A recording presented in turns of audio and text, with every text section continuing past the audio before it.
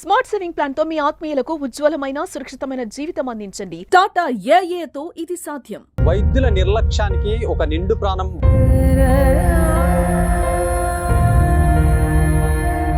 Heart beat లేదు, ఇంకా తీసుకెళ్ళొచ్చాను. అప్పటి వరకు అసలు ఆమె సర్జరీ చేశారో తెలీదు, ఏం చేశారో తెలీదు.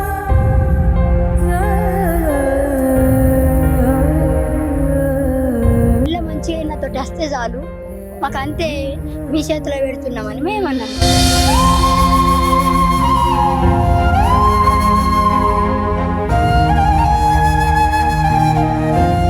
నువ్వు మందికి ధైర్యం చెప్తే నీకు ధైర్యం నేనున్నా అని.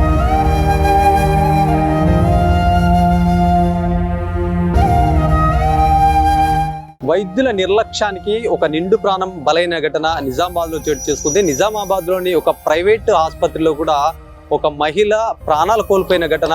వైద్యులకు సంబంధించినటువంటి నిర్లక్ష్యంతో ఇదంతా జరిగిందని చెప్పేసి కుటుంబ సభ్యులు సైతం ఆరోపిస్తున్నారు.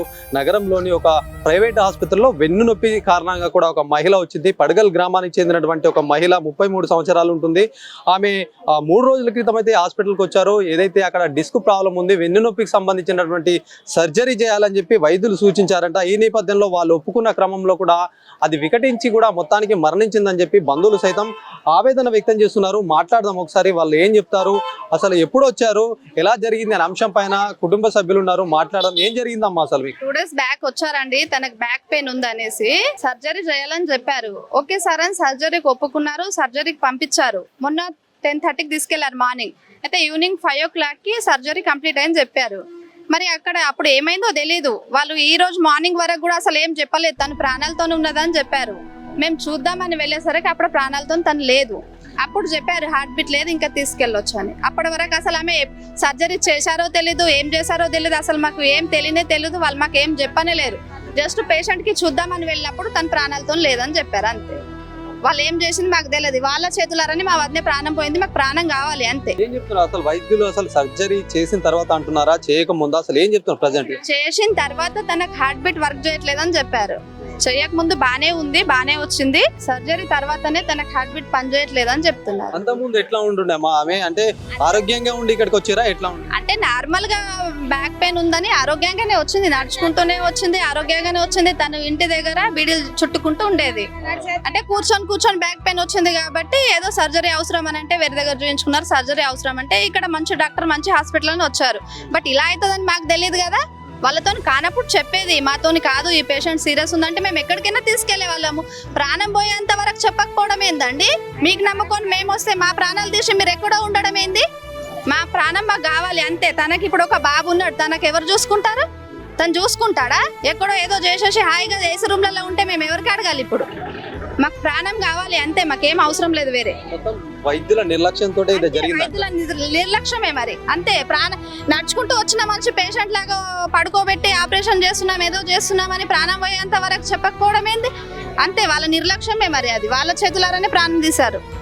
తను బానే వచ్చింది, నడుచుకుంటూ వచ్చింది. తన వల్ల, డాక్టర్ వల్ల ప్రాణం పోయింది, అంతే. డాక్టర్ నిర్లక్ష్యమే. చనిపోయిన కవిత వాళ్ళ తల్లి ఉన్నారు, చాలా ఆవేదనతో రోధిస్తున్నారు. మాట్లాడదాం, ఎట్లాంటి అసలు ఏం జరిగింది అనే అంశం పైన.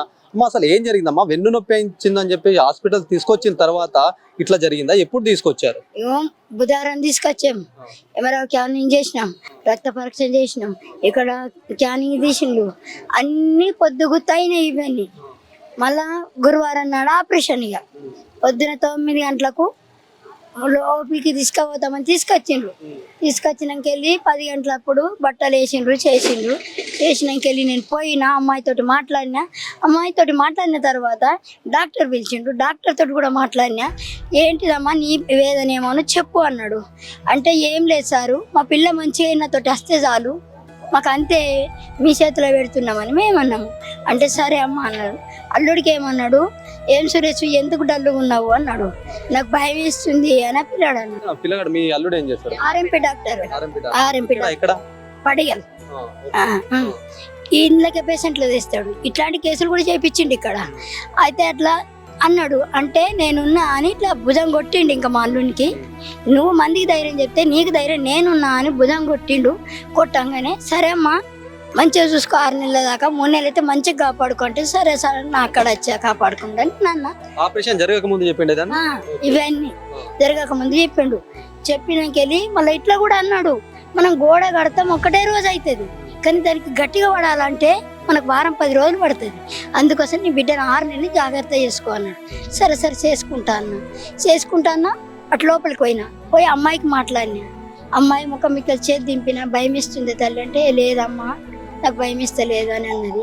మాట్లాడి వచ్చిన తర్వాత సంతకం పెట్టంటే నాకు సంతకమే రాలేదు సార్. కొంచెం చెమటలు వచ్చినాయి నాకు. మళ్ళీ కొంచెం ఆగి మళ్ళీ సంతకం చేసి బయటకు వచ్చేసినాయి.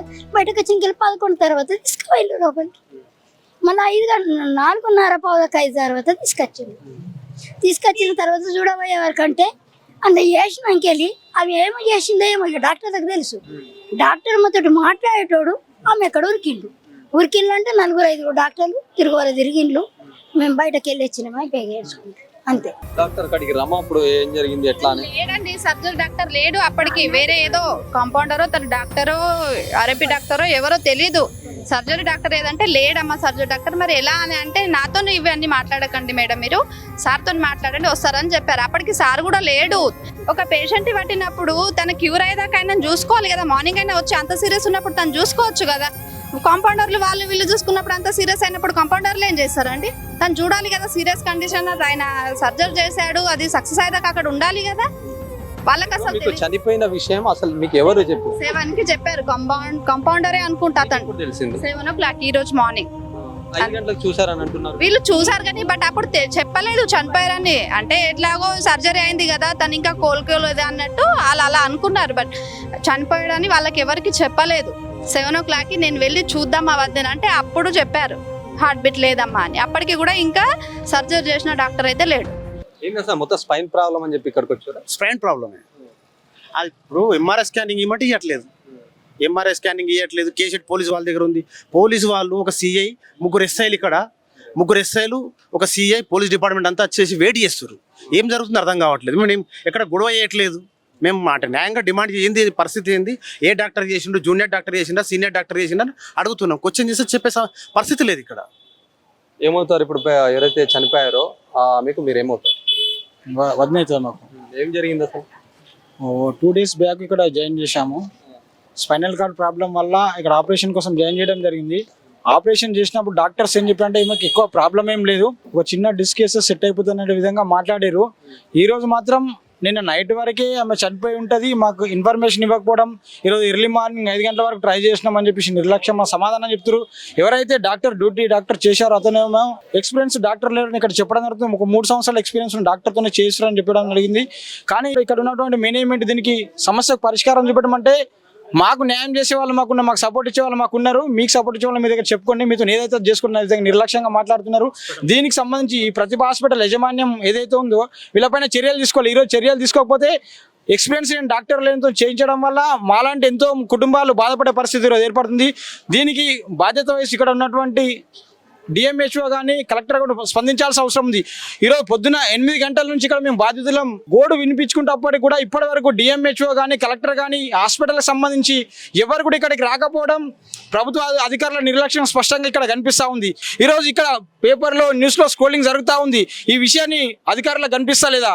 అధికారులు ఎందుకు నిర్లక్ష్యంగా వహిస్తున్నారు అంటే, ఒక కుటుంబం బాధపడతా ఉంటే అధికారులకు ఎందుకు స్పందన ఇవ్వడం లేదు? కావున ఇప్పటికైనా ఈ మెడికల్ మాఫియా, ఈ హాస్పిటల్ నిర్లక్ష్యం, ఎవరైతే డ్యూటీ డాక్టర్ చేసిండో అతని అవగాహన లేకపోవడం, మన ఎక్స్పీరియన్స్ తక్కువగా ఉండడం కారణంగానే మేము చనిపోయిన మేము భావిస్తూ ఉన్నాం. కావున ఇక్కడ ఉన్న అధికారులు తొందరగా స్పందించి మా కుటుంబానికి న్యాయం చేయాలని చెప్పి డిమాండ్ చేస్తున్నాం. అదేవిధంగా ఈ హాస్పిటల్ యాజమాన్యం పైన చర్యలు తీసుకొని హాస్పిటల్ సీజ్ చేయాలని చెప్పి మేము డిమాండ్ చేస్తూ ఉన్నాం.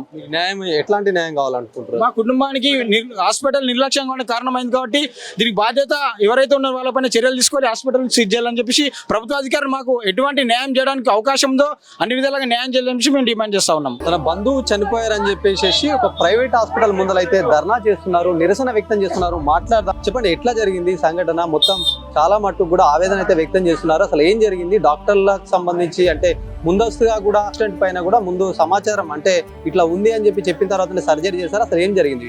నిజామాబాద్ జిల్లాలో వేల్పూర్ మండల్ పడగల గ్రామానికి చెందిన కవిత అనే అమ్మాయి, ఈచిమనే 30 years కూడా ఉండవు నాకు తెలిసిన ప్రకారము. మన అమ్మాయికి ఏదైతే నడుము పెయిన్ ఉంది అని చెప్పేసి స్పైన్ ఆపరేషన్ అని చెప్పేసి మాట్లాడారట. చిన్న నర్వ్ ప్రాబ్లం అనేది ఉంది అని చెప్పారట. మాకు తెలిసిన అనుభవం ప్రకారం మరి దానికోసం ఎందుకు అంత ఆపరేషన్కి వెళ్ళారో అర్థం కావట్లేదు. సో మేమేం అడిగామంటే మేనేజ్మెంట్ని, సరే మీరు ఆపరేషన్ చేశారు కదా, చేసిన తర్వాత బ్లీడింగ్ అయిందని చెప్పేసి మాట్లాడుతున్నారు కదా, దానికి దీనికి సంబంధం అంటే పొంతన లేని మాటలు మాట్లాడుతున్నారు. ఎందుకంటే గతంలో మాకు కూడా స్పైన్ ఆపరేషన్ అయింది, అనుభవంతో మాట్లాడుతున్నాం అని చెప్పేసి మేము అడగడం జరిగింది.